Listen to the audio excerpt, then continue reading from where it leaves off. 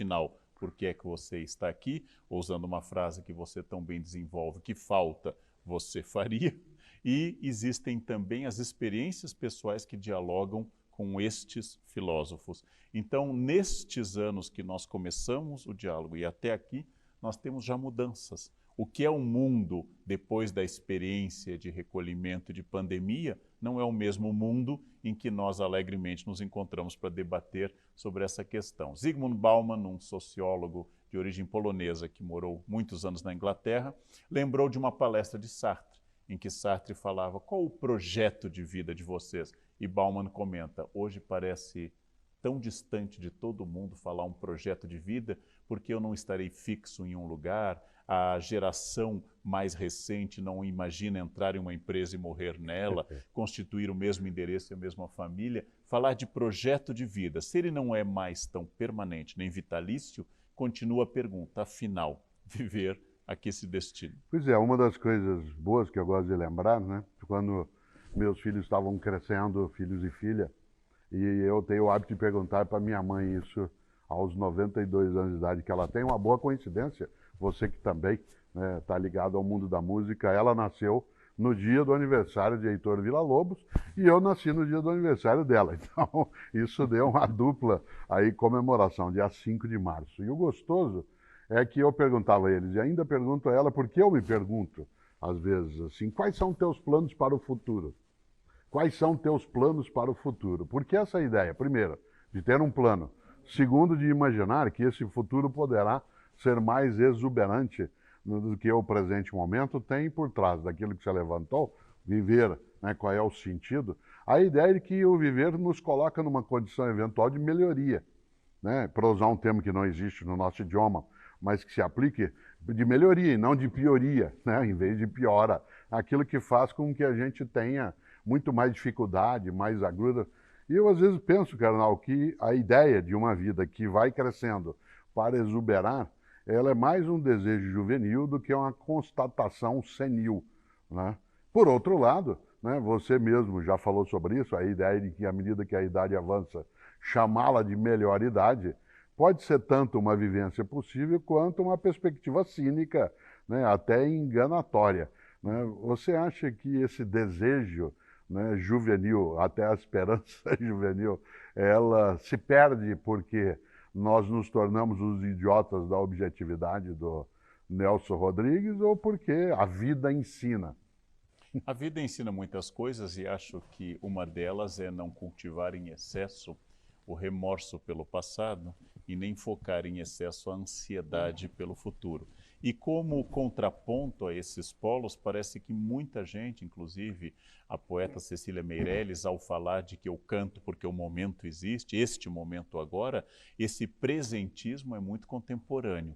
Porém, se eu falo em projeto, se eu falo em estratégia, se eu falo em horizonte e futuro, estou pressupondo duas coisas muito interessantes na mesma frase. A primeira, de que eu espero algo desse futuro, eu não sou neutro em relação à expectativa, e a segunda, que eu tenha algum poder em relação a esse futuro, que eu possa mudar alguma coisa, logo eu não sou tão fatalista. Aqui está praticamente toda a filosofia. Você usou a palavra cínico, que hoje nós usamos com o sentido de falso, sabe melhor do que eu como professor de filosofia, que para os gregos era uma escola totalmente diferente. Diógenes, por exemplo, achava que a liberdade dele era não possuir nada. Morar em uma barrica, morar sem nenhum bem, para assim ser livre e poder ser inteiramente despojado, a ponto de dizer a Alexandre o Grande que não esperava nada dele, apenas que não tapasse o seu sol. São muitas respostas para você pensar a ideia de futuro, perspectiva de futuro, esperança e assim por diante. Esperança, uma palavra que eu gosto muito, é um sentido quase sempre atribuído à teologia como uma virtude. A esperança, a fé, a esperança e a caridade são virtudes que a teologia trabalha bastante.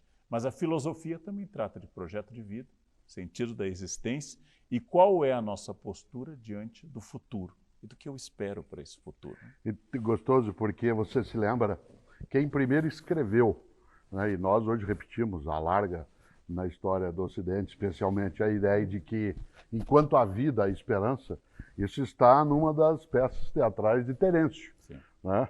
Terence, embora conhecido por outras coisas, coloca isso que hoje nós repetimos, né, de um modo muito especial. Eu gosto bastante, Carnal, de lembrar quando Gonzaguinha, né, ele ao cantar, e é uma das músicas que mais a gente canta no Brasil em vários momentos, especialmente quando quer comemorar, que ele vai terminando, a vida há de ser melhor, e será. É interessante esses dois passos. Eu acho que se a gente divide, e a gente aprofunda isso um pouco na reflexão que nós fizemos naquele nosso diálogo, agora transformado em curso, é quando, ao dizer a vida há de ser melhor, se eu paro aí, eu estou numa atitude de expectativa e não de esperança. Isto é, numa atitude de aguardar. A vida há de ser. Né? Outra coisa é a vida há de ser melhor, vírgula, e será. Né? Nesse sentido, a coragem da esperança, que é uma das coisas que você, né, se dedica também, ela, sem dúvida, coloca a perspectiva de que a gente não apenas tenha, né, a vivência do agora, não apenas tenha o que, né, Horácio colocou lá nas suas vodes, o carpe diem, e nós falamos sobre isso também, né, mas que a gente seja capaz de ter uma expectativa que seja esperançada. Eu gosto também da ideia de que isso tem alguma origem no campo da religião, não por religião, né, ter o modo definidor disso, mas porque é tão forte o impacto disso na perspectiva religiosa que a vida não cessa quando cessa. E quase que aí, parodiando de outro modo o Terêncio, enquanto há vida, há esperança, e depois da vida também há esperança, né? Coisa que Terêncio provavelmente não colocaria, né? Mas que a gente traz. Então, uma das coisas que mais trouxe para mim impacto nos tempos mais recentes, nesses nossos quase 3 anos, com toda a mudança que tivemos, a vida em geral ameaçada, é uma frase de Confúcio que eu acho que vale para a gente meditar, que eu sempre que posso a exponho, né, quando ele dizia, temos 2 vidas, e a segunda começa quando sabemos que só temos uma.